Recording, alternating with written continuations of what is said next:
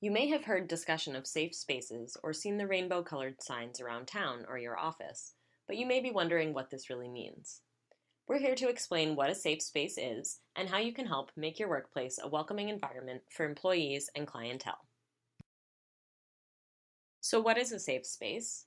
A safe space is a virtual or physical space that welcomes the expression of any identity, orientation, thoughts, beliefs, or ideas as long as that expression is not at the expense of another.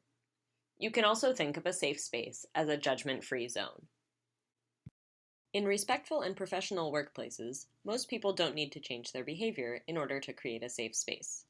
If you're already interacting with coworkers and clients in a welcoming, judgment-free manner, then you're well on your way to creating a safe space. While it is best practice to maintain a generally welcoming environment for all employees and clients, the most common usage of safe space signs is in regards to people who are LGBTQ. This sign says, by displaying this poster, we commit to providing support and understanding for people of all gender identities and sexual orientations. There are variations of this sign, but the sentiment is the same. Let's go over some basic definitions, starting with sex. Sex has mostly to do with one's anatomy and biology.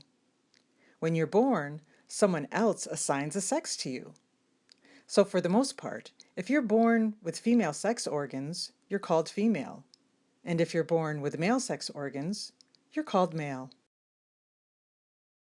So what do gender identity and expression mean?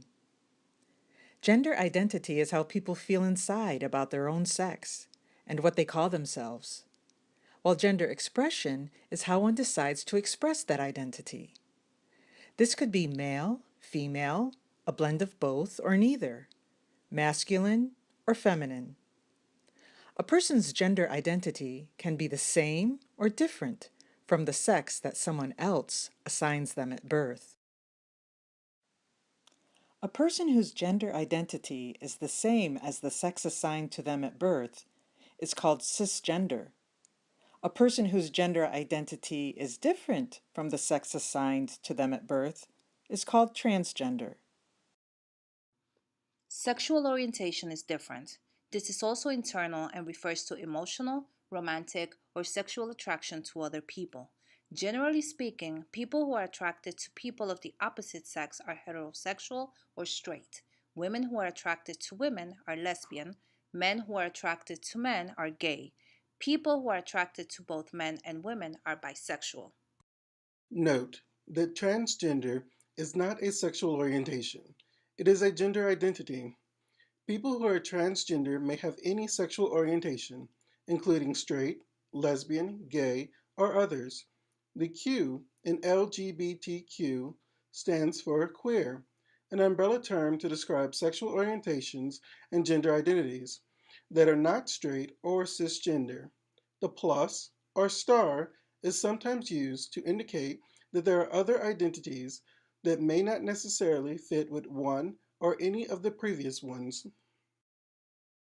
So, what does providing support and understanding for people of all gender identities and sexual orientations look like? Remember, most people are not engaging in discriminatory treatment of others, and you probably already interact with LGBTQ colleagues and clients in a respectful manner. This will be a more visible way of doing so. Put the sign up in a noticeable place to the public and to employees.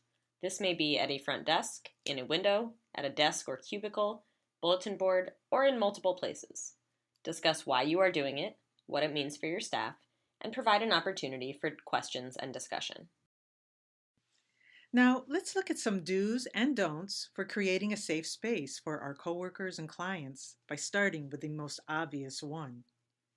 Do take care that the county programs and services you provide do not intentionally or inadvertently discriminate against persons based on their sexual orientation or gender identity.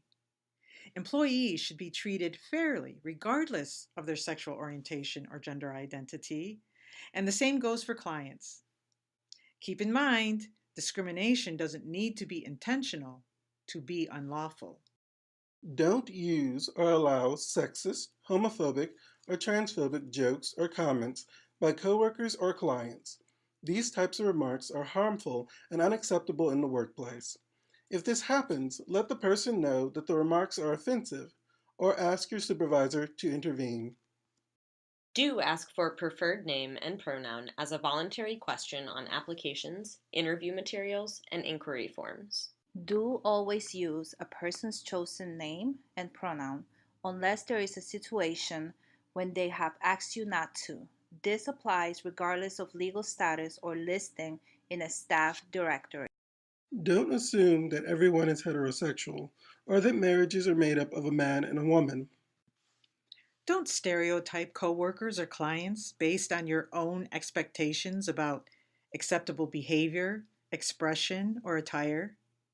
Do establish an inclusive and clear bathroom policy that permits use by gender identity. Do use a gender neutral dress code if you have one. Don't ask a person who is LGBTQ to speak on behalf of the LGBTQ community or on behalf of marginalized communities in general. Don't out a colleague or client who is LGBTQ or ask for their sexual orientation or gender identity. If someone wants to share that with you or others, they will. Finally, it's important to remember that no one is perfect and we all can make mistakes. If you get something wrong, simply apologize, move forward, and learn from it. If you're a supervisor or department head, you must play a leadership role in creating a safe space. Make sure that you're effectively promoting LGBTQ-friendly practices and policies in your workplace. Make it clear to your team that providing a safe space is a county priority.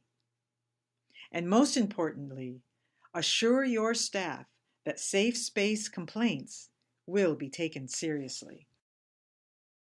If you or anyone in your office would like help in creating and maintaining a safe space at work, the Office of Human Rights is here to help on topics of sexual orientation and gender identity, as well as race, ethnicity, disability, domestic violence, and more. Contact us anytime for more information or to schedule a training with your staff. Thank you for helping to make Tompkins County an inclusive, welcoming place for everyone.